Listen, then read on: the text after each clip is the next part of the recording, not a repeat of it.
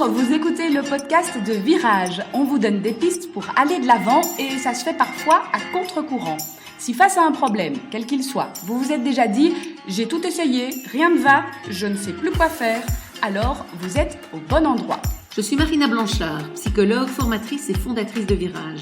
Mon école s'inscrit dans la lignée de celle de Palo Alto, c'est-à-dire de la thérapie brève. Et je suis Peggy Van Lierde, chef d'entreprise, journaliste et coach en développement personnel. Ensemble, nous vous proposons des réflexions pour avancer autrement. Une nouvelle question d'internaute que l'on va aborder aujourd'hui, c'est comment faire quand une amitié vous déçoit alors qu'elle durait depuis toujours. La question ici, évidemment, on l'a bien compris, ça porte sur l'amitié qui évolue. Quand on grandit, on vit des choses différentes, on prend des chemins différents. Les valeurs évoluent parfois aussi et c'est pas forcément toujours facile à accepter ou à concilier quand on prend des chemins, des voies différentes. Alors, est-ce qu'il faut s'accrocher à cette amitié ? Est-ce qu'il faut tout faire pour préserver cette amitié ? Est-ce qu'il faut y renoncer et faire un deuil qui est difficile ? De nouveau, on a un peu d'informations, mais ça dépend un peu de l'envie qu'on a. Est-ce que j'ai envie ? Et je pense qu'il faut vraiment se recentrer sur moi.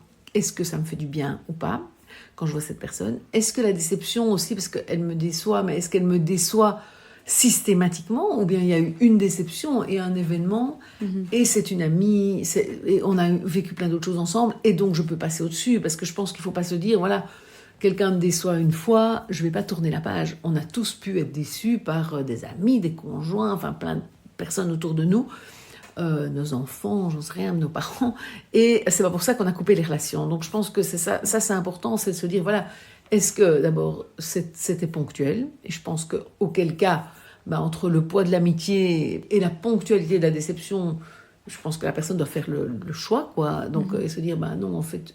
Et du coup, c'est pour ça qu'il faut vraiment se recentrer sur, est-ce que non, j'ai envie quand même de sauver cette amitié-là, parce que, j'ai envie de dire, au nom de toutes ces années, ou de tous ces moments chouettes qu'on a passés ensemble... Ça vaut la peine que je me batte. Voilà, ça vaut la peine que je me batte, c'est exactement ça.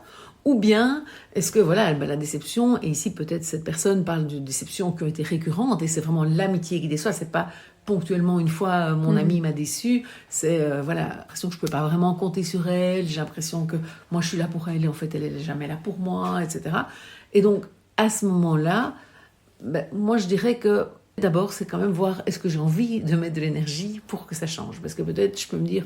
Ça fait 2 fois, 3 fois, 4 fois, je ne sais pas combien de fois, que cette personne me déçoit, qu'elle n'est pas là, qu'elle avait dit qu'elle serait là et puis elle n'est pas là, que je lui avais demandé un service et qu'elle ne me l'a pas rendu, et que moi elle m'en demande, etc. Donc à ce moment-là, c'est d'abord, de nouveau, on revient à cette question quand même, est-ce que ça vaut la peine que je me batte, comme tu disais ?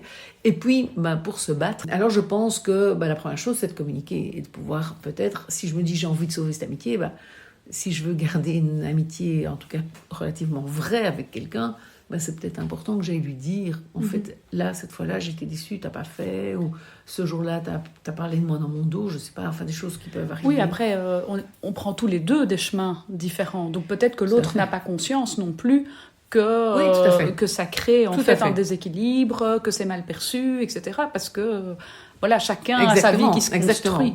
Et c'est pour ça que je crois que ça vaut la peine de lui dire, et puis de voir. Après, je l'ai dit, est-ce qu'il y a un réajustement, et est-ce qu'avoir dit les choses aide ou n'aide pas ? Et donc se dire, en fait, je l'ai dit, mais j'ai l'impression qu'elle n'entend pas, j'ai l'impression qu'elle s'en fout, ou j'ai l'impression qu'elle ou il, je sais pas moi, dit oui, mais après, qu'il n'y a quand même rien qui change. À un moment donné, alors on va aller plus, malheureusement, pour la personne, si elle avait envie de se battre vers un deuil. Alors, ça peut être un deuil, il y a plusieurs deuils possibles. Ça peut être simplement le deuil de l'amitié avec cette personne en se disant, voilà, elle reste dans mes groupes d'amis, mais c'est plus une amie, c'est plus quelqu'un pour qui moi je vais me bouger, et c'est plus quelqu'un à qui je vais aller me confier, etc. J'ai plus confiance, par exemple, ça peut être ça, la déception aussi. Ou bien ça peut être carrément le deuil de la relation, et se dire, voilà, elle reste même pas dans mon contexte social, j'ai envie de dire. Et moi, c'est quelqu'un que je ne vois plus. Et ça dépend aussi des déceptions qu'il y a eu, évidemment. Ça peut être parce que une déception où la personne ne m'a pas rendu service, c'est pas la même chose qu'une déception où elle m'a complètement trahi, quoi. Donc, je pense que la blessure, ça dépend aussi de la blessure et de comment j'ai envie de me protéger. Enfin, si je trouve vraiment que cette personne me fait du mal, ou si simplement elle n'est pas à la hauteur de mon amitié. C'est pas tout à fait la même chose et je pense que c'est important de nuancer. Quand tu parles de ces deux deuils, donc c'est quelque part le deuil de la relation passée, donc comme elle était avant. Voilà, c'est ça que je voulais dire. Et je vais pas retrouver ça, en fait, de cette manière-là. C'est ça. Ou le deuil de la relation tout court. De la personne. Et de la personne. Et de dire, ben voilà, effectivement... Je la sors de ma vie. Oui.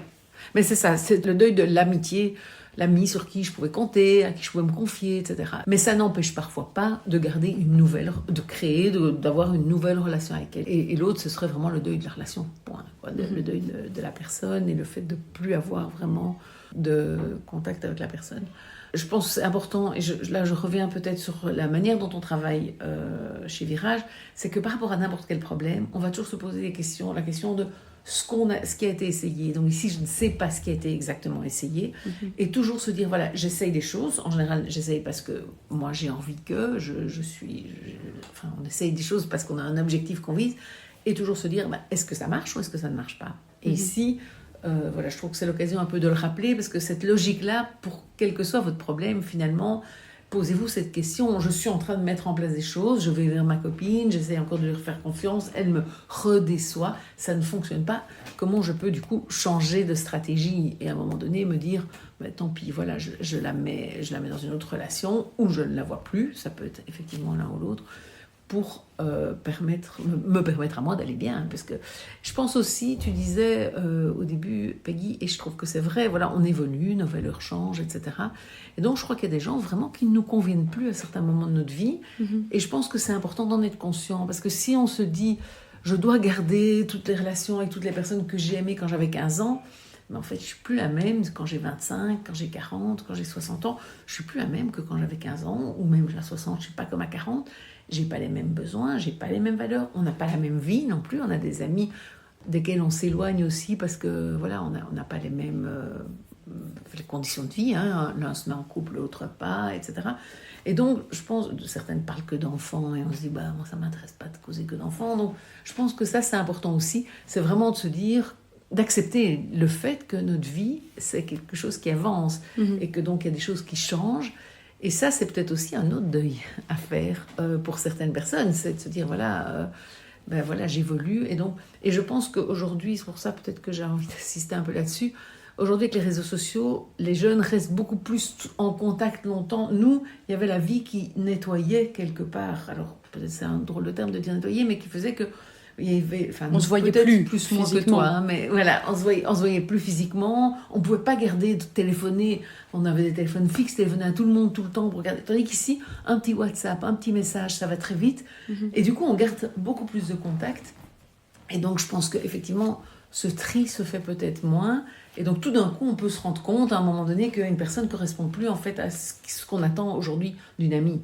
Parce qu'on n'a plus la même vision de l'amitié, parce que voilà, la vie nous a tout simplement éloignés. Donc voilà, peut-être ça peut aider cette personne à faire le deuil aussi, de se dire que c'est quelque part normal aussi qu'il y ait un espèce d'élagage au fil de la vie. Et puis il y a des nouveaux amis aussi qui arrivent et voilà, je souhaite déjà plein d'amitiés, de belles amitiés à cette personne-là.